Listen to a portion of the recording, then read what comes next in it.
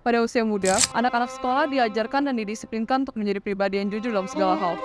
Meskipun begitu, tidak semua anak dapat mematuhi atau memahami betapa pentingnya kejujuran ini bagi masa depan mereka. Kurangnya kejujuran bisa bercabang menjadi korupsi yang memiliki berbagai macam bentuk. Salah satu bentuk yang sering ditemui di lingkungan sekolah adalah bentuk korupsi waktu yang dilakukan dengan cara bolos dari kegiatan belajar mengajar. Ini bukan sekedar tentang absen dari ruang kelas. Korupsi waktu ini berbicara tentang kehilangan peluang, kesempatan yang terbuang, dan investasi yang tertunda dalam pembentukan masa depan. Detik yang dilewati tanpa makna, yang semestinya menjadi momen mengasah pengetahuan, menggali kreativitas, dan mengejar impian.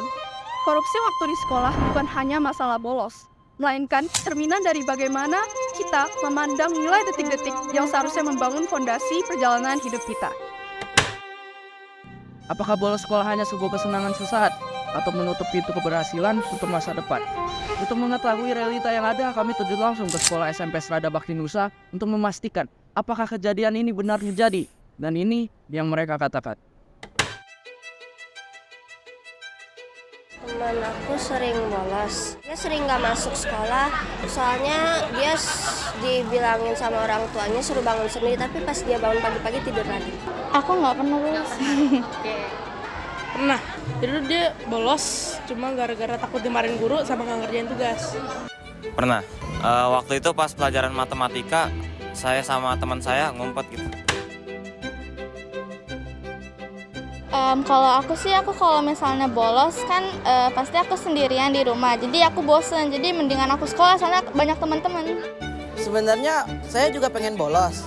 Nah, karena emang malas. Tetapi saya mikir juga karena orang tua saya kan bayar uang SPP. Saya ngeliat mereka kerja kecapean kan, jadi kasihan. Saya bolos, jadi uangnya itu sia-sia gitu loh. Jadi kayak kita sadar diri aja. Kalau nggak sekolah ya kita nggak pinter. Nah kalau kita malas atau apa, paksain aja. Bolos tapi juga nggak ngerjain PR, jadi kayak sama aja, nilainya nggak ada yang masuk, ya nggak naik kelas sudah. Nilai disiplinnya berkurang, terus jadinya kalau kebiasaan bolos jadi masa depannya kurang lah karena kita nggak disiplin kan. Nggak pernah sih. Enggak. Pernah, karena pas belajar matematika. Pernah, karena emang ngantuk karena pelajarannya membosankan dan juga udah paham. Jadi ya ke toilet, tidur bentar, habis itu bangun ke kelas lagi.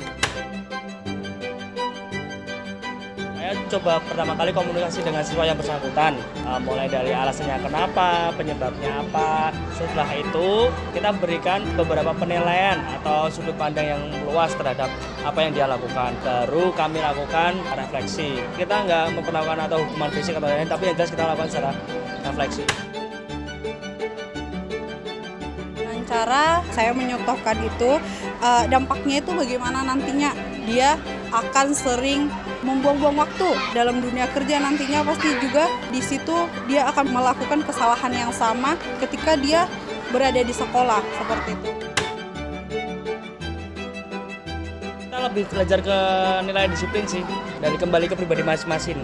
Toh sesuatu akan tercapai kalau dari diri kita aja sudah disiplin untuk waktu. Kami akan melakukan tindak lanjutnya, yaitu mengingatkan. Selanjutnya kalau dia tidak bisa diingatkan, kami akan memanggil orang tua seperti itu.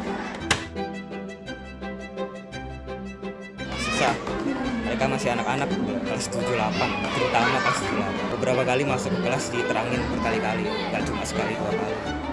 Contohnya kita memberikan contoh, dia menanyakan balik tentang apa yang sudah kita contohkan, padahal ada di sekitar mereka nih, tapi dia menanyakan hal-hal yang di luar dari ekspektasi kita. Kalau di era sekarang dari sudut bapak pribadi, itu memang guru itu dituntut untuk memperluas wawasan, memperluas jaringan komunikasi terhadap siswa agar hal-hal yang disampaikan nanti siswa mengerti.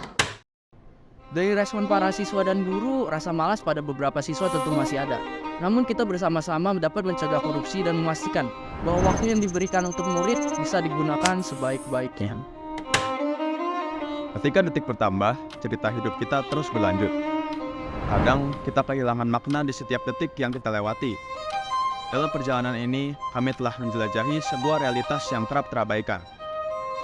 Korupsi waktu di kalangan pelajar. Dan kamu penting dalam setiap detik.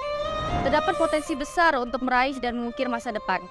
Bagaimana kita memilih untuk menghargai setiap detik yang terlewati akan membentuk diri kita menjadi pemimpin bangsa yang sepantasnya.